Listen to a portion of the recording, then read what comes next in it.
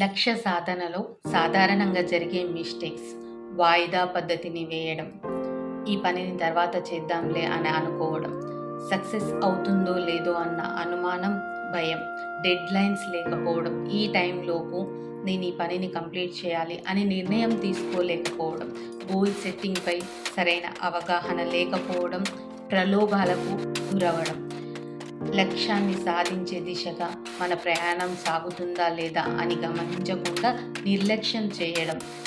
కొన్ని సందర్భాలలో ఎమోషన్స్ కూడా మనల్ని బంధిస్తూ ఉంటాయి. ఫర్ ఎగ్జాంపుల్ పెళ్ళిళ్ళు, శుభకార్యాలు, వరల్డ్ కప్ మ్యాచ్లు, ఇంకా చెప్పాలంటే అనారోగ్య సమస్యలు. గోల్కి డ్రీమ్కి మధ్య తేడా తెలుసుకోలేకపోవడం. క్షణకాలం సంతోషాన్ని అందించేది డ్రీమ్, కళ. సాధించడం వలన శాశ్వతంగా ఎక్కువ కాలం పాటు తృప్తిని పొందేది గోల్. అలాంటి గోల్స్ని సాధించడానికి ప్రతి క్షణం తపన పడుతూనే ఉండాలి. డెస్టినీ చేరే వరకు కూడా డిజైర్ అనేది కొనసాగుతూనే ఉండాలి.